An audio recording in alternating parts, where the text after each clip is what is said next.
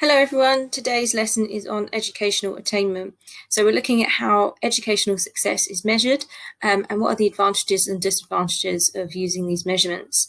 So we've just got some key terms on the right hand side. We should know these, but just in case we didn't know what they stand for. So SATs is standard assessment tests and they're used in schools in England.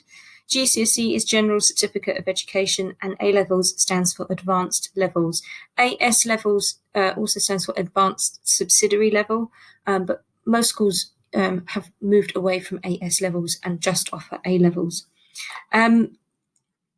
So think about, firstly, why do schools need to have tests at the end of specific years in your school life?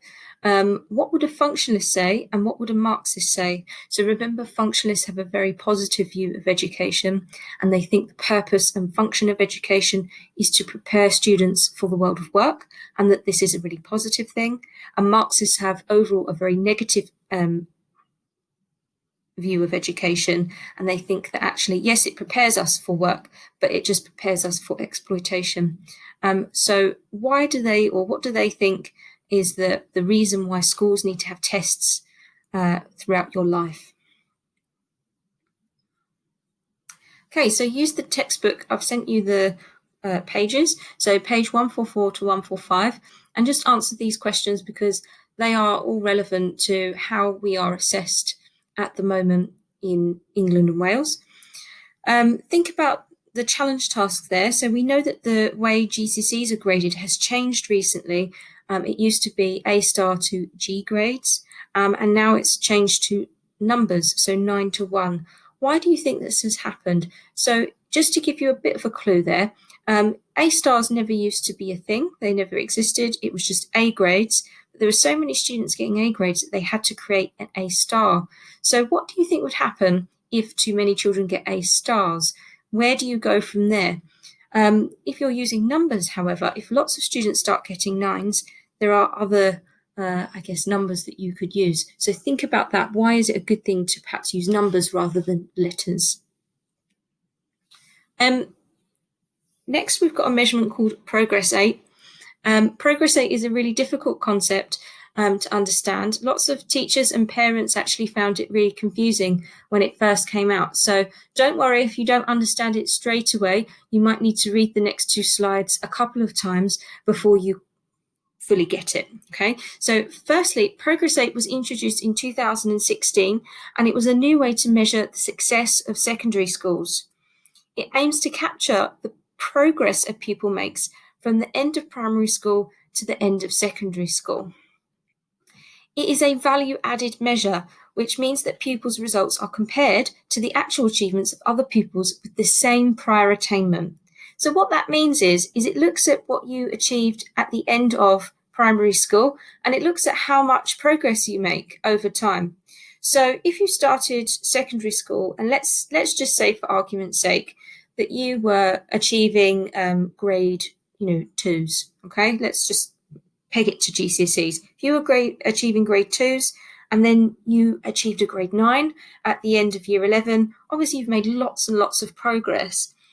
Whereas if you came into school and you were already on, say, a grade 6 and you achieved a grade 8, that's actually not that much progress. You've only made 2 grades of progress in your time at secondary school. So actually it's a really useful measurement because it tells us how much value the school has added to you based on where you were at and what you're achieving at the end. So why is it better to compare your achievement with other students that have the same prior attainment as you? Is it really fair to compare you to someone who started secondary school with a higher grade than you already? Arguably, no. It's not fair to perhaps compare somebody who comes into school at a grade 4 to someone who comes into school at a grade 1.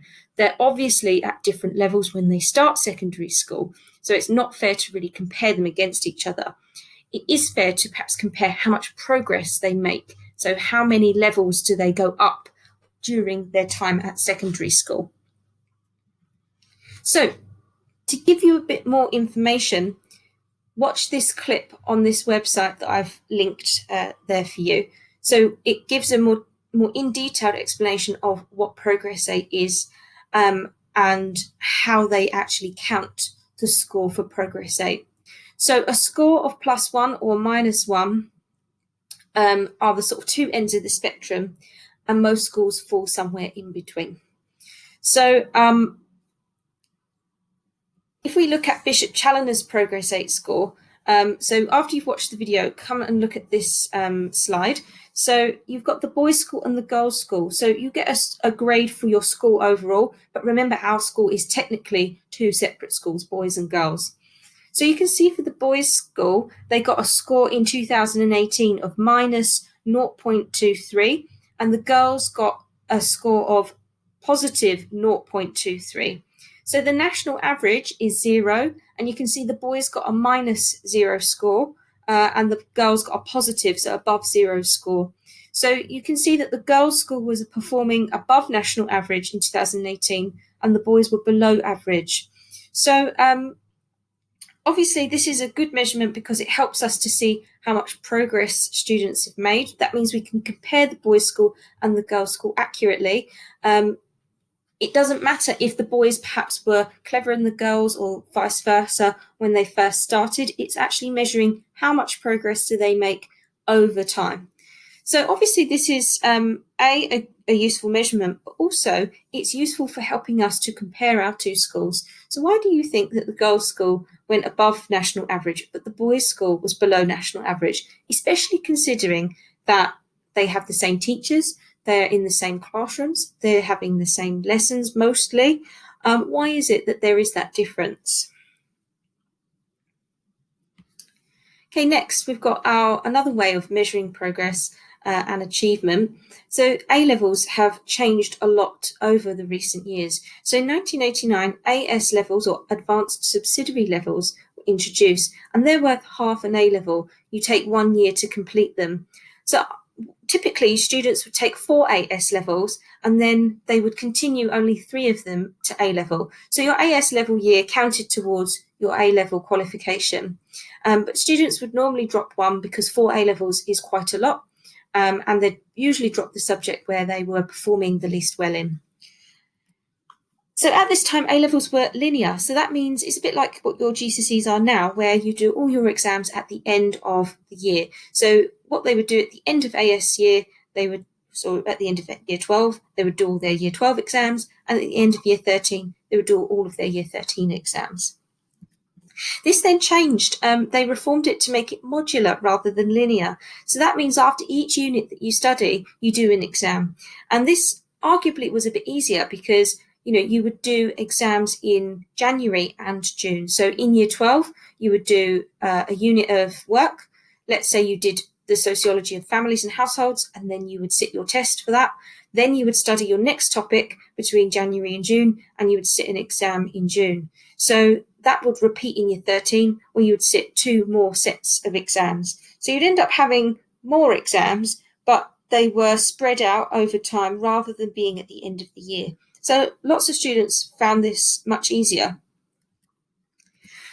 Because it was a bit easy, they reformed it back to being linear. So now all the exams are at the end of the second year. You don't even get to sit exams at the end of the first year because now AS levels are a separate qualification and they don't even count towards your full A level. So now what happens is students in year 12 and year 13 do lots of studying and then they sit all of their exams at the end of year 13. There are less exams than there were before, but obviously it's more challenging. It's like your GCSEs at the moment. You've got to remember all that information across year 12 and year 13 before you sit your tests. So hopefully you can see then from this that the government often changes the way student success is measured, and which, this can be very confusing for students, parents and teachers, having to constantly keep up to date with the way you're being measured, how you're going to sit your exams, etc. So what I'd like you to do now is just answer this question. It's in the style of an exam question. So identify and explain 2 or more ways educational success can be measured. So stick to 2 ways. So one way educational success can be measured is using Progress 8, and try to explain what Progress 8 is, how it measures your success. And then another way educational success can be measured is through different qualifications. For example, GCSEs, A-levels, okay?